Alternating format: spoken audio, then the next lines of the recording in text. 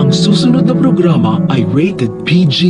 Ito ay nangangailangan ng patnubay at gabay ng magulang para sa mga batang manonood.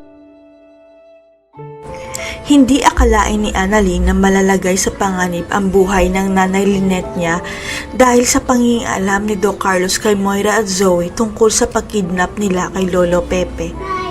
Hindi na nagawang ilihim pa ni Zoe ang napakalaking sikreto nila ni Moira na sila ang nagtago kay Lolo Pepe kaya nabunyag niya ang katotohanan kay Doc Carlos.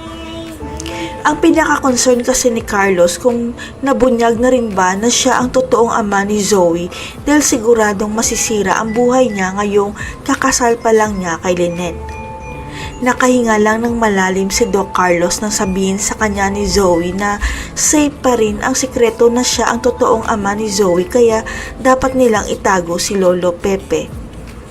Kaya tinutulungan ni Doc Carlos si Zoe para hindi sila mabuking ni Moira dahil sa oras na makalaya si Lolo Pepe masisira ang buhay nilang tatlo lalong-lalo na siya. Kaya tinawagan ni Doc Carlos si Moira para pagsabihan na huwag idamay si Zoe sa krimen niya kaya nagalit si Moira sa pangingalam niya kaya bibigyan niya ito ng leksyon. Gustong malaman ni Moira kung mapagkakatiwalaan ang bagong tauhan ni Balahadjan na si Dax kaya inutusan niya ito na saktan si Doc Carlos at ipalabas na akyat bahay sila.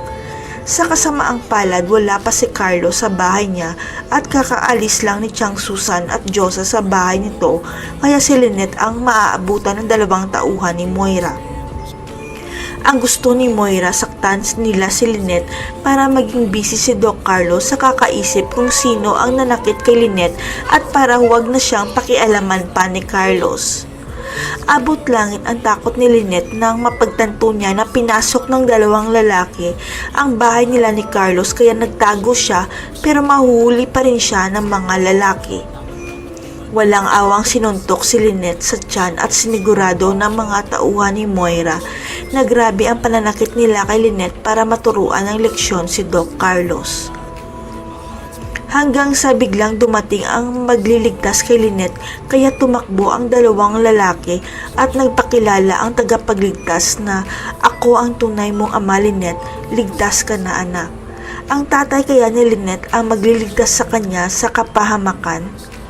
Si Chang Susan at Josa kaya ang pagbibintangan ni Carlos sa nangyari kay Lynette.